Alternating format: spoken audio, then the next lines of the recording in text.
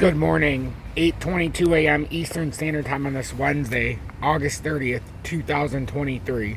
I'm XRP Future Millionaire, and I reside in the great state of Michigan. So I want to start out with this update this morning. I want to take a look at XRP. I want to see what the DXY is. And then at the very end of this, I want to hear what Peter Schiff gets to say about the US dollar, about what the BRICS nations are doing, so you can hear from somebody a lot wiser than me about what he thinks is going to happen with the US dollar and what he thinks it's already telegraphing.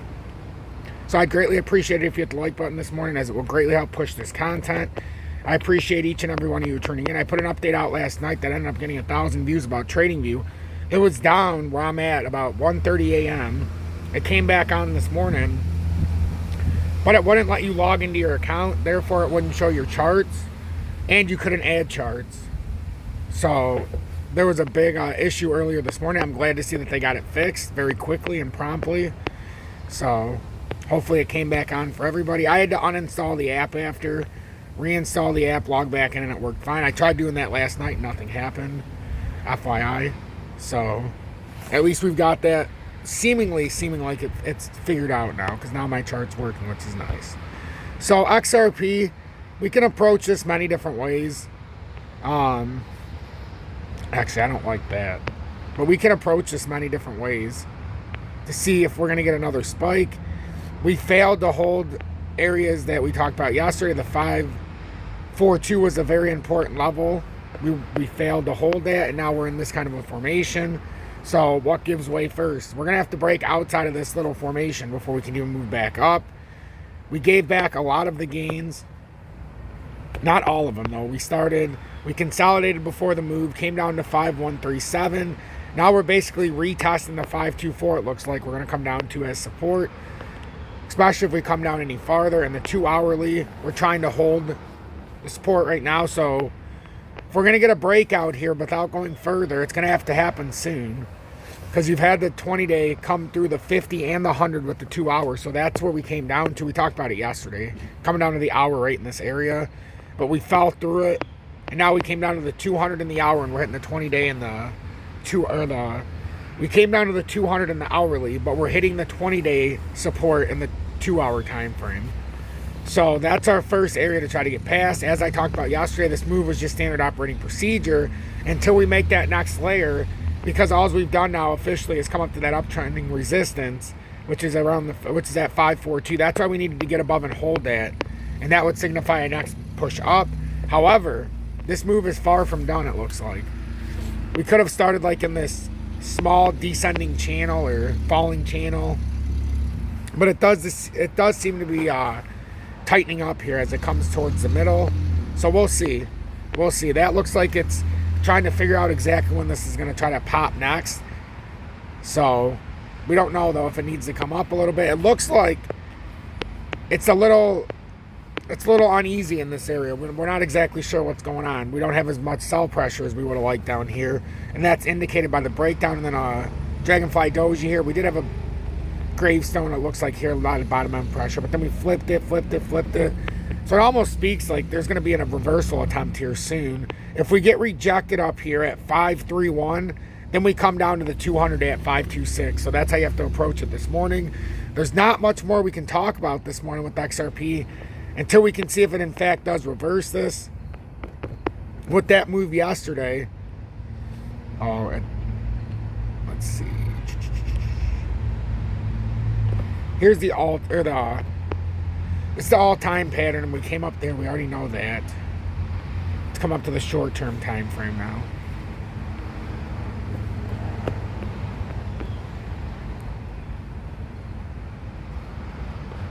Yeah, see, we're still firmly stuck in here, even on the short-term time frame. 542, we failed on the longer time frame. This is right at about 542 as well. But we need to get over that and hold. Otherwise, this is just operating within the formation.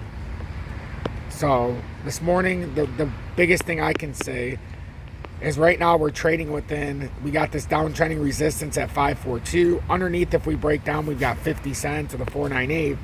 And that's basically what we're working at this morning. We've got this channel that formed if we were to break outside of this to see if we can stay in this formation at 44.5 cents. It's basically 435. And then the uptrending resistance in this form channel is about 63.3. So that's what we're looking at on a grand scale.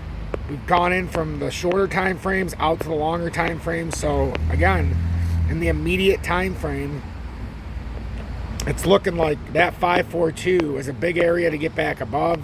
We're well below it right now. And the first thing we need to do this morning is get above that 532 and hold if we want to start to reverse. If we break out of this formation, your next retest is going to be up here. There's nothing in between. We don't have to worry about the rest. There's nothing in between. If you break out of this little formation we're in on the consolidation, that would allow you to come back up and retest the swing high, or at least that 542 resistance zone. So make sure you are paying attention to this morning. I know it's a lot of stuff to take in. Maybe watch this twice, but the U.S. dollar currency index is still trending towards the 103.18 where we talked about yesterday.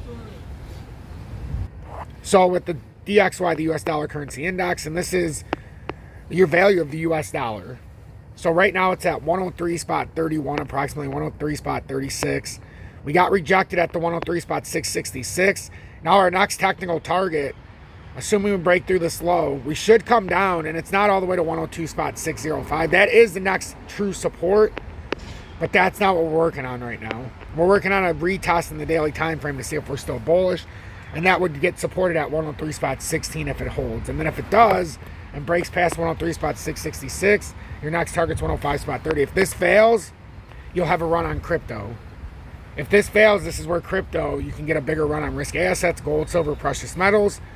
If it breaks this, what looks like a golden cross forming, it would have to do it in the near future before today's candle closes in 10 hours and 30 minutes. But we'll see if it continues to trend down and we can break past this 20-day, which is at about 103.14, or if it's coming down here just to show support on this breakout attempt here. So that's what we're looking at there. And then to expand a little bit on the U.S. dollar. So please make sure to hit that like button if you got anything out of this update. Make sure you hit that subscribe button and join the over 18,300 subscribers. If you appreciate my work, make sure you hit that bell notification. And if it doesn't work, unsubscribe to my channel and resubscribe. It's been fixing a lot of the issues for some who have already done it.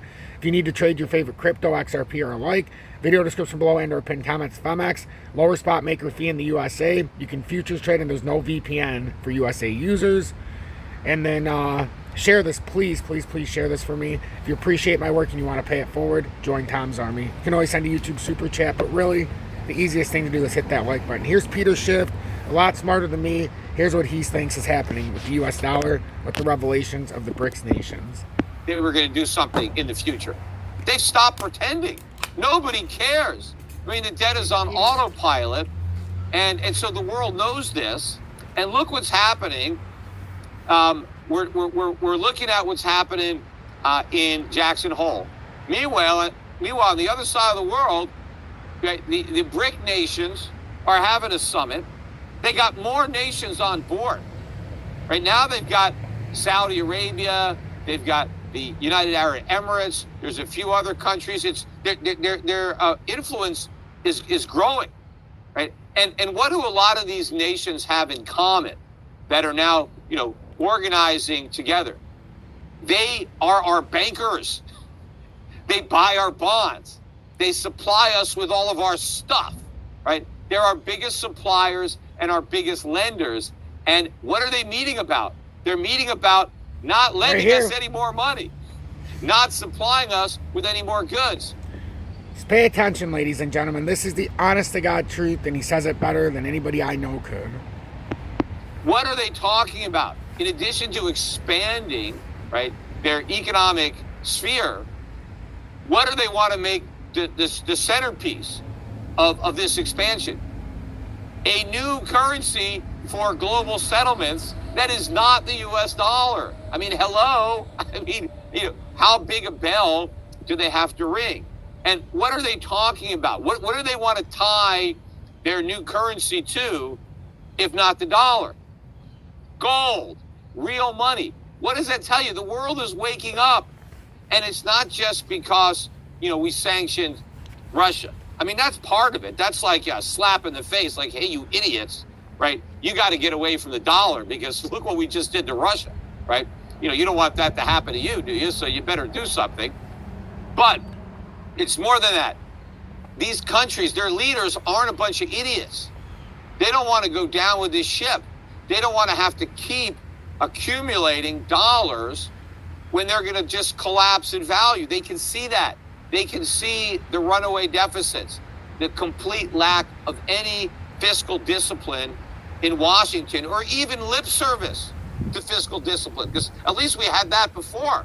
You know, it wasn't worth much, but that's what we had. We had the fact that we BS'd people. Well, we've stopped even doing that. And so what do you expect? So they're like, we got to, move on from this. So the dollar hegemony, right? This is it. This is the beginning of the end. Now, how long this process is going to take? I don't think it's going to be a long time. This is not going to unfold over the decades. This is unfolding in this decade.